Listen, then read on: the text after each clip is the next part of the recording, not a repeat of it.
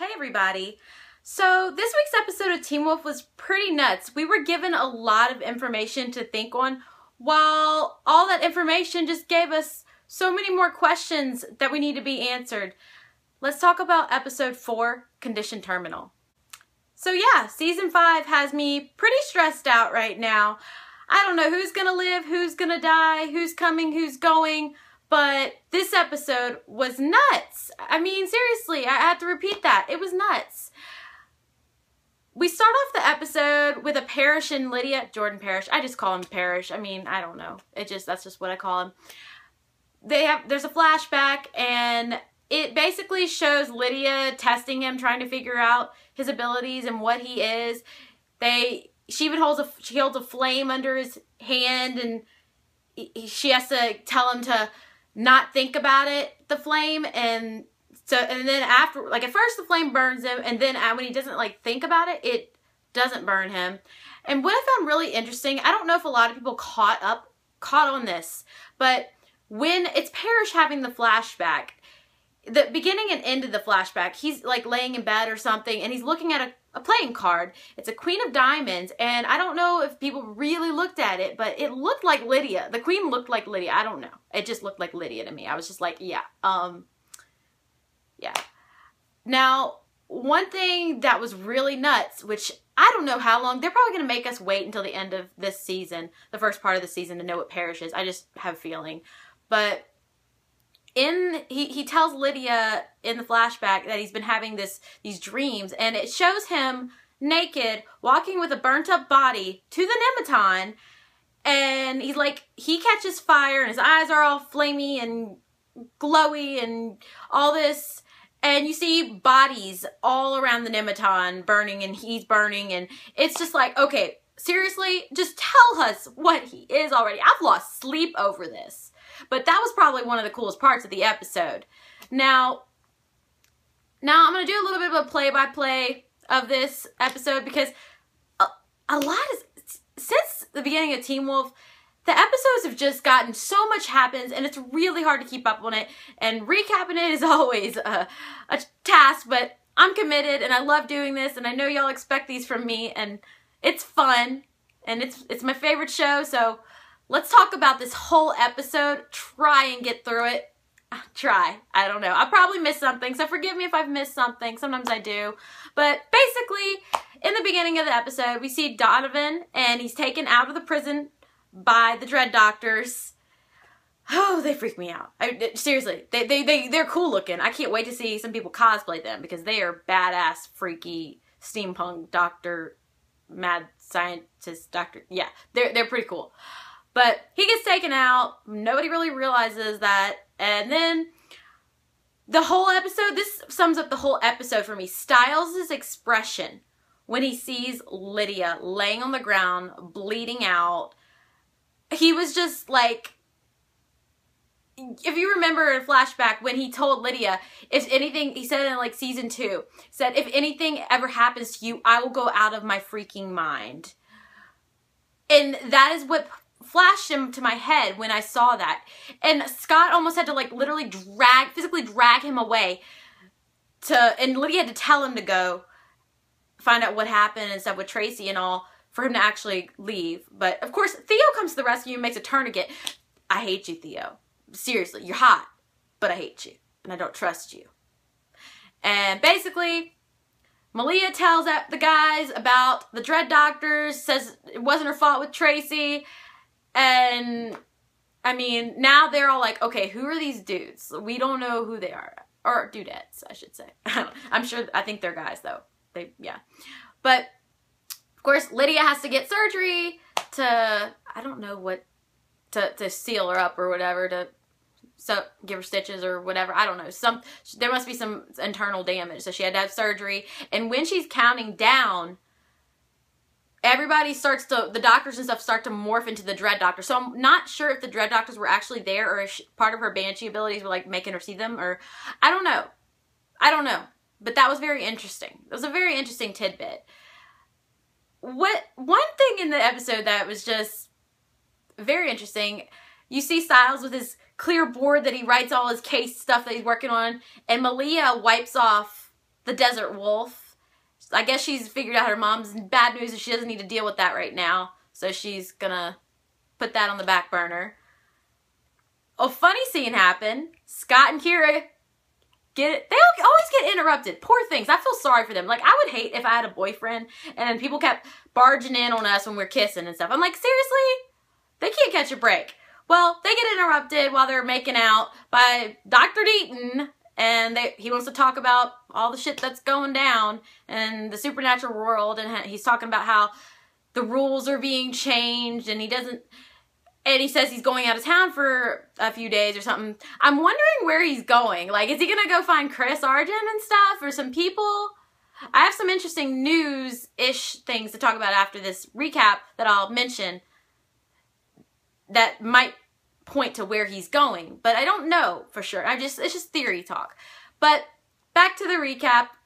Lydia is, when she wakes up in the hospital, Parrish is there, and they are cute together, but I'm still just, I like them together for, it'll be cool. They're cute together for now, but like, it'll be cool when Stydia happens. I don't care what y'all say.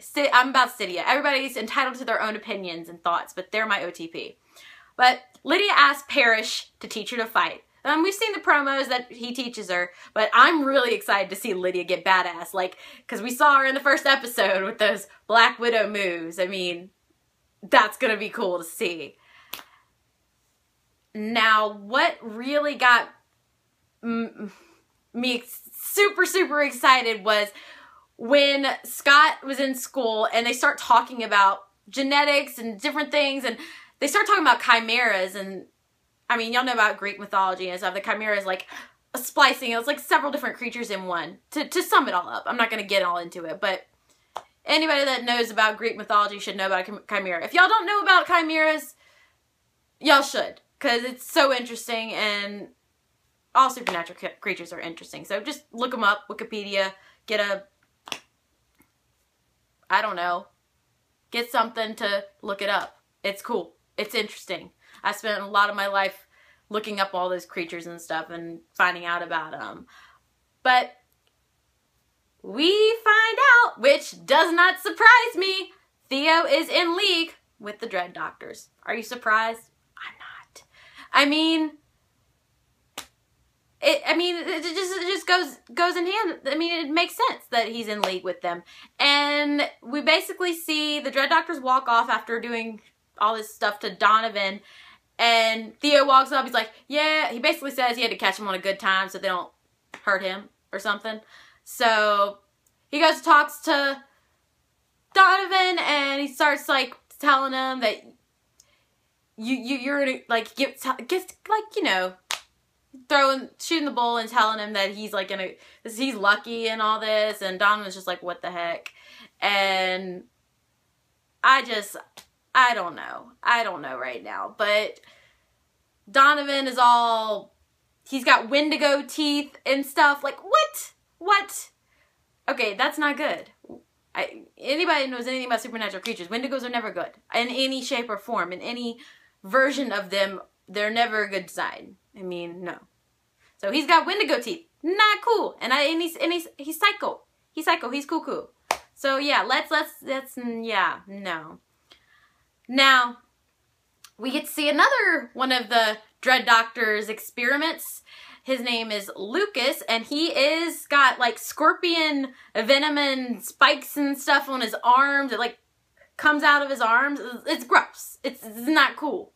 It's not cool. Not cool at all. And he's got like werewolf claws too, and black eyes. Well, what's very... I just don't know. I just don't even know. We're learning about other supernatural creatures and beings and stuff out of, like, just seeing them spliced into, I don't know, scientifically. It's weird. But we see a guy named Corey come to the hospital, and he's got, like, parts of his arm are, like, burnt away, and, like, the venom. He got, he was making out or whatever with Lucas, and he got pricked or whatever, or poked, or with those stinger things on Lucas's arms, and that's what happened. And so Scott goes and tries to take some of his pain away, but Scott, like, it's so bad, the pain, that Scott can't even hold on for long. And basically the guy tells them that Lucas is at this club, and that if they need to find him, that's where he's going to be. So yeah, guess who's also at the club? Liam, Mason, and Brett. They're all just big chilling, and Mason starts getting hit on by Lucas. They start making out. Things start going haywire. Liam's already sensed something's amiss in the club. He senses Mason, and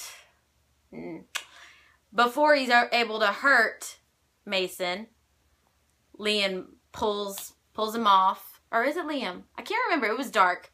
It was either Liam or Brett. But, no, I think it was Brett. Correct me if I'm wrong. Whatever.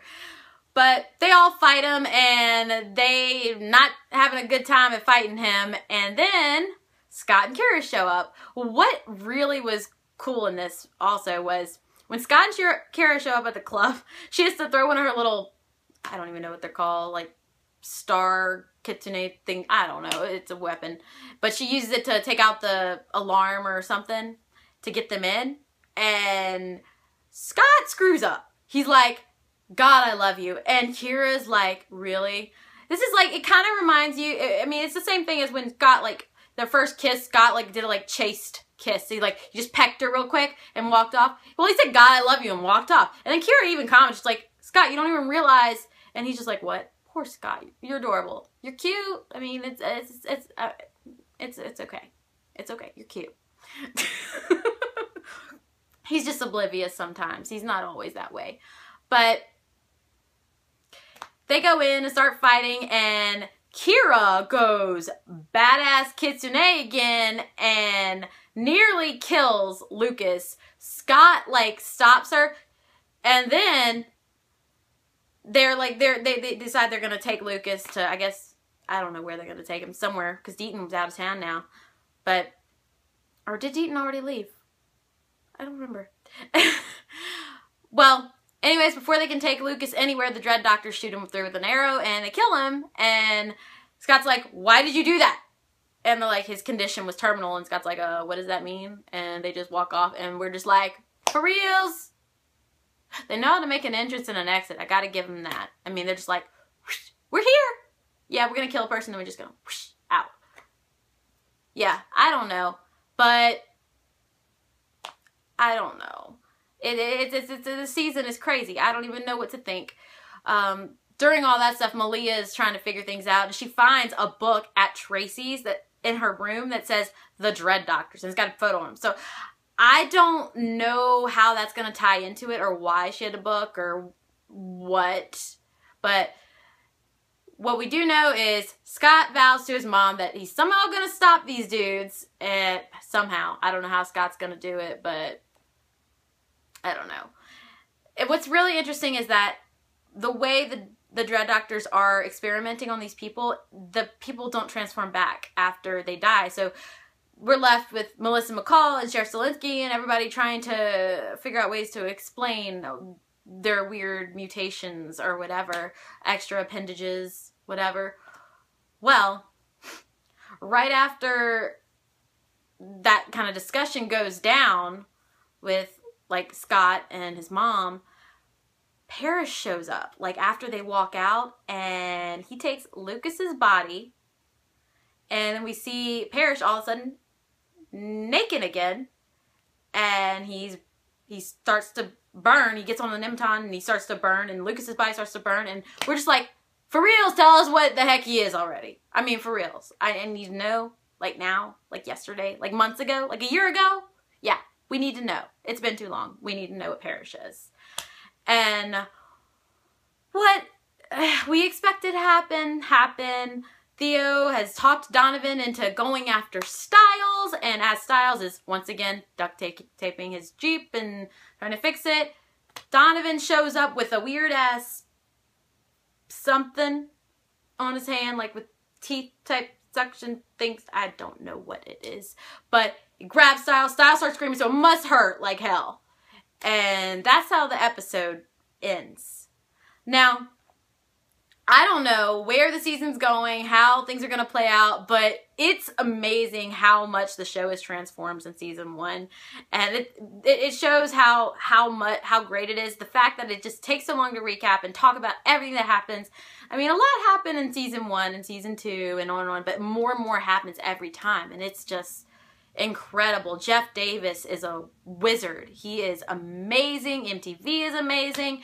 And I hope what I read on IMDb is true, because I read that Isaac's supposed to come back at some point this season, which y'all know me, I love me some Daniel Sharman, and I've been feeling a distinctive lack of Isaac on the show. I mean, come on. I think everybody misses Isaac. Everybody misses Derek and Jackson and everybody, but supposedly Isaac and Chris Argent are coming back. I think Kate possibly might be coming back as well.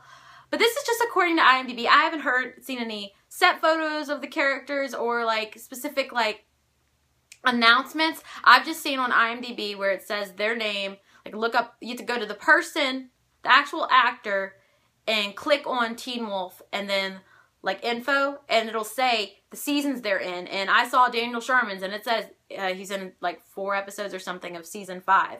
So fingers crossed that information is accurate, because we need Daniel Sharman back on the show. The Scott and Isaac scenes are some of the best scenes we've had on the show, besides all the Styles and Scott scenes. So I hope let's pray it's true. I really want that information to be true. I hope y'all enjoyed this recap and review. Continue to comment, like, and subscribe, and have a great weekend, guys.